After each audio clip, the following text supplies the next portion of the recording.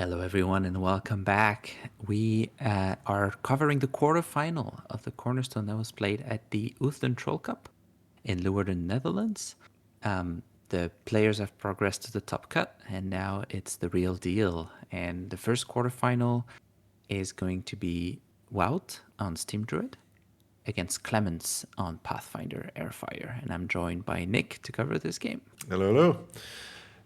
I love a good Pathfinder deck. I think it's fun to play. If you haven't, I recommend you to do so. So Pathfinder, it's a bit unfair, right? So the strong thing about Pathfinder is that they build mana very quickly. That is what it does. But then they will use that mana to start destroying your opponent's sites, putting them even further behind, and then they will compensate this with wayfaring pilgrims. With a Magellan Globe, they can just jump from one side to the other, compensating and actually drawing a lot of cards. The idea is to get big and huge insights mana, but then also in minions we see Infernal Legion, Dead Dealer to reset the board, Rebucks, Vampires, the Phoenixes, like all these annoying minions if you play fire, etc. And then we also see Whirling Blades together with Grim Gizarm, together with Grapple Shot. So a lot of angles that they can just explode from and put you to dead store very quickly. Also Major Explosion, a Seri on top. So a very strong deck, I think, and really cool to play with. On the other side, Geoffrey, we see Wout again. He got to top 8. We covered his deck. Perhaps a quick rundown. Yeah, this is your pretty standard Steam Druid list. It's a water and fire list, very demanding on thresholds and packed with high impact unique cards. So Boudica, Ruler of Thule, Plague of Frogs, Courtesan Ties, Questing Beast, like you name it. If it's a unique and it's a water and fire, it's pretty high likelihood it's in this list. It's very aggressive, can be super explosive.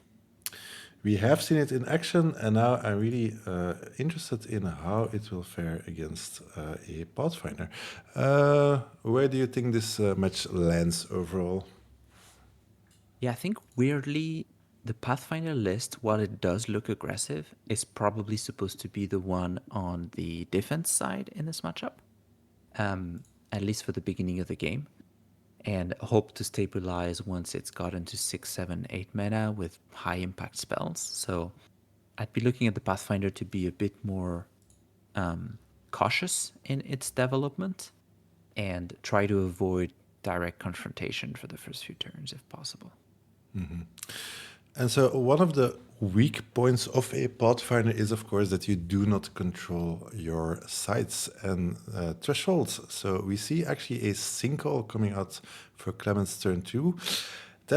Single is a good card, but it's also not where you want to place it. You also decide to move sideways, which is a deliberate choice from the Pathfinder because you do not want to get blocked also.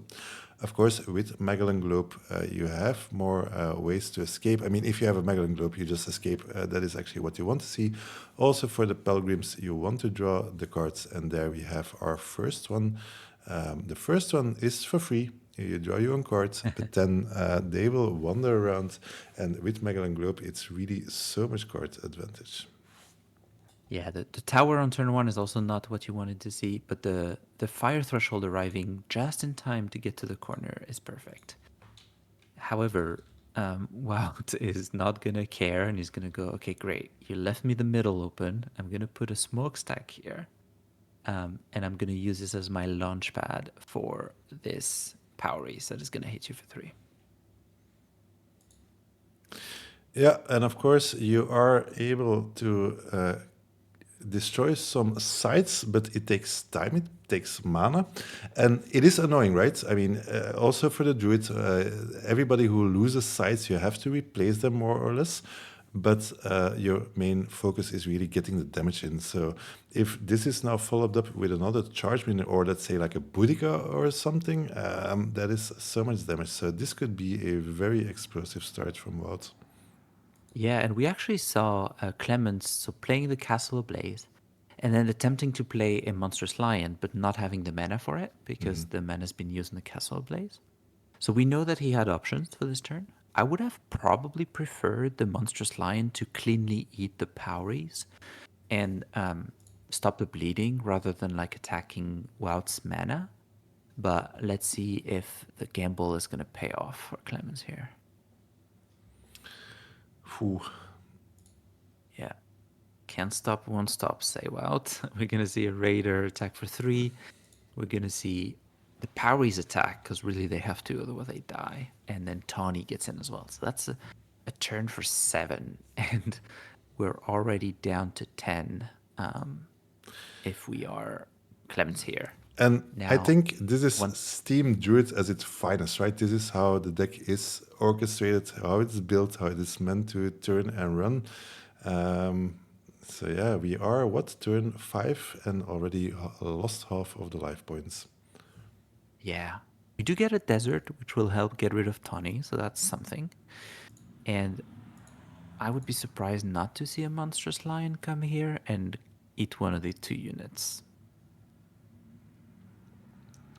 But I tend to agree, like if you would have done it 1 turn sooner, that is 3 extra life you would have gained.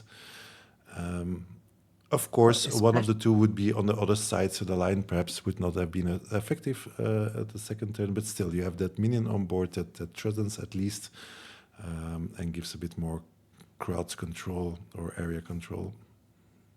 Especially because sometimes you want to keep your auras that destroy sites, like the Castle Ablaze, to unlock you as Pathfinder. And here, you've opened up the path, you've freed up location 13, which was previously taken. And WoW could actually just replay a site there, right? And then you're blocked for a turn and you can't use your ability because there is no rubble or vacant site next to you. But there is that sinkhole on 19, so he could then opt to destroy something and move again. Yep, it's a good point. It's a great point. We see the aggression keep coming. Power is going to think for another 3. Going to see the Kobold hit for 2 at the end of the turn, and then Tawny comes back. Yeah, while we are talking about sinkholes and destroying sites, Wout is like just piling up damage. It's an easy game, right? Sorcery, you just play all the damage spells and just try to overrun your opponent. Of course, it doesn't always work. Yeah, Wout is like, please destroy my sites while I destroy your life total. So there's 1 Poison Nova, and if he had it, I think he would have cast it right away. Yeah, especially, well, we might want to move away from the lion so that he gets to survive. So maybe that's what we see here. I think I rather would sacrifice my own line because it's so far away from being active as a defender. Yeah, Clemens is on the back foot. Yeah, things that could stabilize here. We're on 6 mana, so Death Stealer is not an option yet. But a vampire could, assuming there's no removal in Wout's hand, a vampire could do that. Mm-hmm. And this is also a perfect moment. That was a Shadow Strike being cast, I think. Yes. And a Shadow Strike. Yeah, I just want to say, like, this is a moment where Infernal Legion is not your typical blocker, right? Because it's so hard to cast, and the chance that it will deal 3 damage to you is also very annoying. Yeah. So Shadow Strike is going to remove one of the 2 attackers. And then we have to cast a Pilgrim not in the corner, just to have a blocker here. So we might have find a line to survive, but it is a painful line.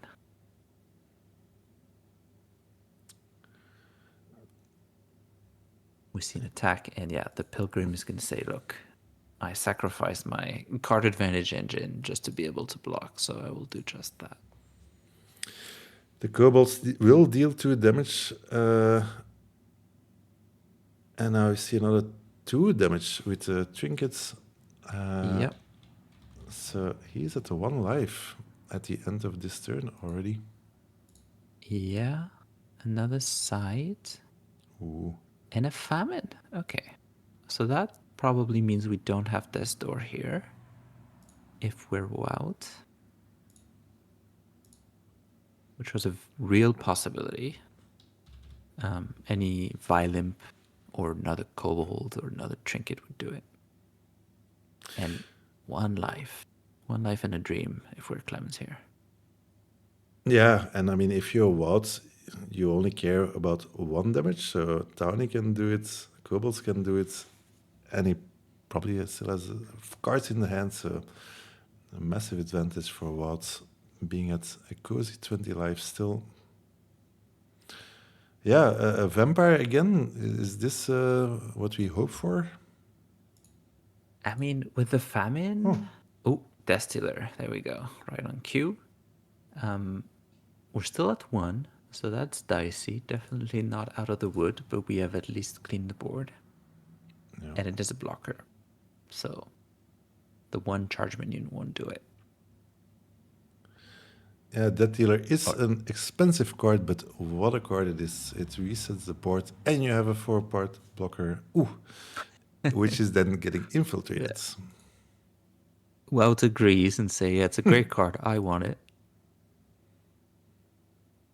I gotta take a step up. Townie or take a step up? Yeah, I think we're gonna tap for a sight in the end. Yeah, indeed. Prepare for Tani later. And I think if you're Clemens here, it's not unreasonable to start thinking about your post-death door strategy. Because it's looking really dicey, defending that 1 life point against a stealth unit. And all the charge minions that the Steam Druid plays is gonna be hard. So interestingly, he does have Scorch Earth, which could be a solution for the dead dealer, but it doesn't have many options left, I think.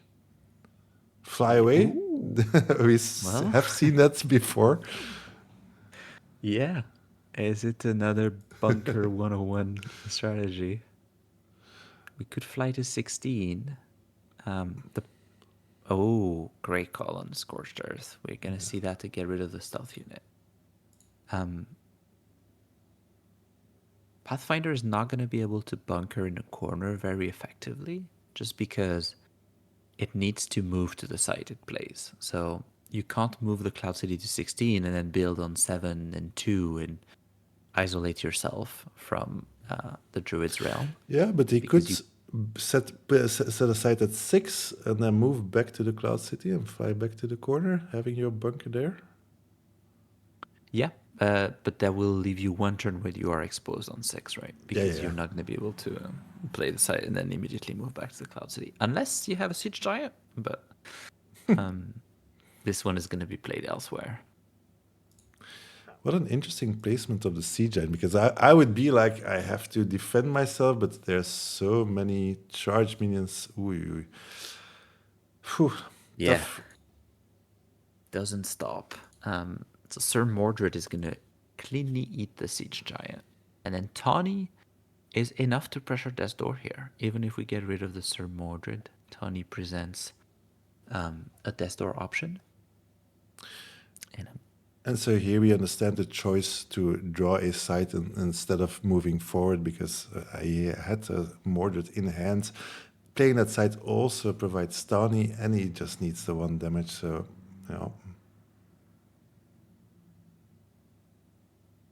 Yeah, we're gonna... And there's not enough thresholds to fight. Not anymore. Not after that Scorched Earth on 13. Yeah. Which removed the treat-up hideout. Okay, we found a bunker line. We're going to play a Watchtower on 16. And then if needed, that Cloud City could then move up to 6, but it won't. And no play is interesting here. There is... Oh no, turn has not been passed yet. Koliki is gonna get rid of Tawny at the end of the turn. That is 3 mana, 5 left. Ooh. Morgana is gonna come down and bring a bit more gas.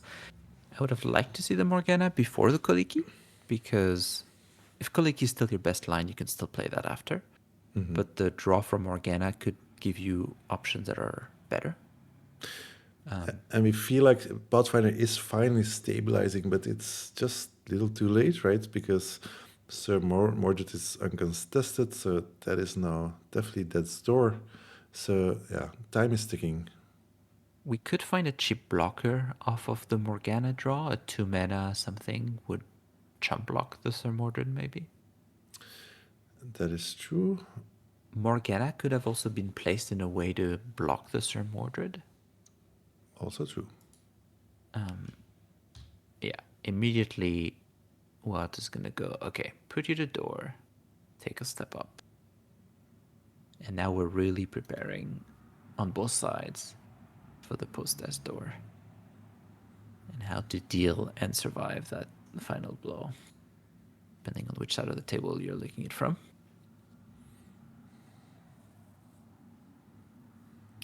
Cat comes down.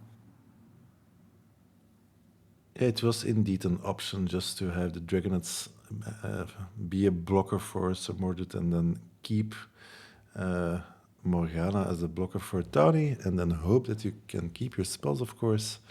And even if he would shoot down Morgana, that is then also direct damage that you are now not having to face because there is some cards, I would say, in Wild's deck that can just finish off the game very quickly and smoothly. Yeah, absolutely. Tons of them, really. Second Raiders, Courtesan Ties would do it. There are swap shenanigans. Definitely swaps. Probably some damage, like direct damage spell, things like Lava Flow, etc. Yeah. Although Lava Flow is not in this version, apparently, from Okay. what. Mesmerism is always scary. Oh, yeah. Especially with the Kuliki on board. So the game is not over. It's not that he has like 15 direct damage spells. So looking forward to Yeah, see it's if he looking find a dicey line. Yep. because we haven't made progress on the Druid's life, so it's not like it's a close race to begin with. But we have a lot of mana. A lot of mana to play with. Yeah, there's a scary part of Pathfinder. Once they have such a big amount of mana, it can actually go very fast, right? Big minion, whirling blades, and they wipe your whole board, and you're down. So, but it has to start happening because, of course, Sir Mordred, when he dies, will remove also something. And you see, taking his time, thinking about all the different lines and what the optimal play would be. And perhaps that is the reason that he said, "Okay, I accept death's door," as you say, thinking about it, like, and then say, like, how much damage can I do? And we see one of my favorite cards, the Infernal Legion. Yeah, it's gonna be a very expensive bury here. Yes. Because it will die along with Sir Mordred, unfortunately. And I would presume that the Infernal Legion, together with the Dragons, will actually kill the Sir Mordred just to finish it Yeah. off and get rid of it once and for all. Yeah, but Sir Mordred will take the Legion down, so really an expensive bury here. Yep. But you gotta do what you gotta do. And yeah, I believe in order to play the Hamlet Blaze on top of the Legion, we actually had to access another site. So Pathfinder decided to take a risk and get out from its corner because we needed that 9th mana here. Honestly, when I'm at that door, I am like YOLO. You just have to go as quickly as possible. I mean, you are at maximum risk being on that door. So, yes, of course, you have to think about certain cards. And that is a good trinket, actually. Yeah, Sarkhan trinket Raiders would means have traded, but now, of course, with the trinket, he had to sacrifice it. yeah, and the cat and druid are closing in as well, so we're gonna need something drastic here. I Poison see. Nova would help. I see Morgana still has its stealth token. Did she not cost any of the spells? Potentially not, or it's been missed by the player. could actually be a good thing that Morgana still has 3 spells to cast. Yep, that'd be a good But yeah, sign. Sarkhan Raider is the first objective to survive. It has to go, and it is also a 4-part minion. Trying to run away. Yeah, just putting some distance. Ooh. That is funny, but that will not do it, right? Oh no, there's still the blocker. Okay, that will do it.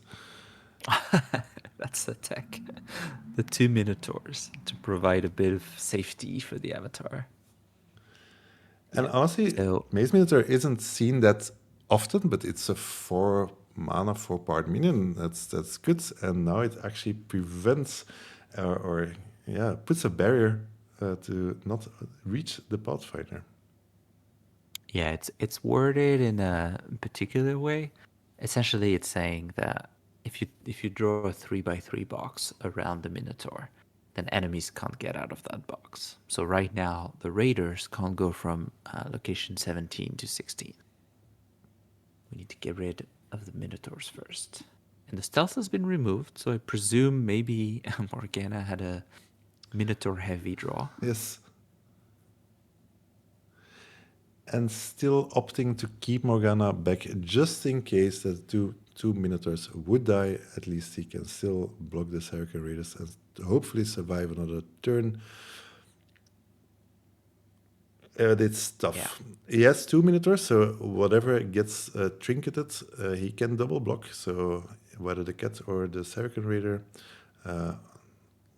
they probably both will die for 2 Minotaurs, which is not a bad trade for Walt. But yeah, he still needs enough minions, of course, to try to follow and kill the Pathfinder. We really need to draw into some kind of 2 or 3 for 1. If we're Clemens here, that could be a Poison Nova, could be a Major Explosion. Yeah, trading card for card is not going to bode well eventually. And we see Walt opting again to draw sides. It will bring Tawny back, but also perhaps he needs, again, 6 mana. There we see the double trades. Oh, wow, okay. That's Yeah, that interesting. was bound to happen.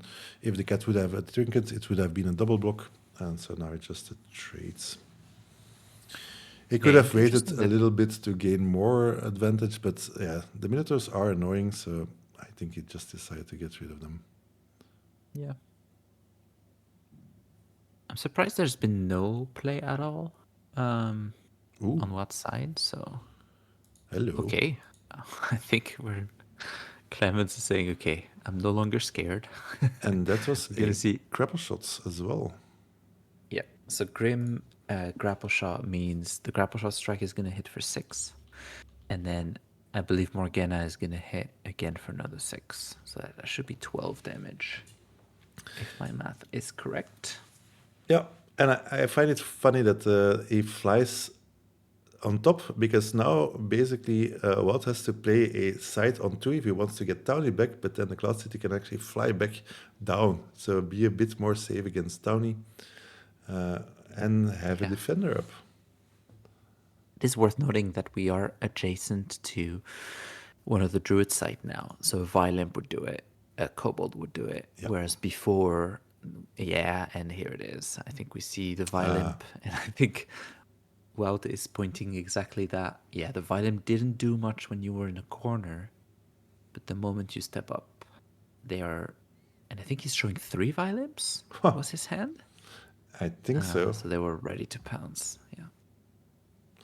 Yeah, and that's they discussing the decision to move up or not. But yeah, once you YOLO, you just YOLO hard, I guess. But in this case, it is the end of the quarterfinals. Thanks, both of them. Actually, it's a bit pity that it went so fast in the beginning.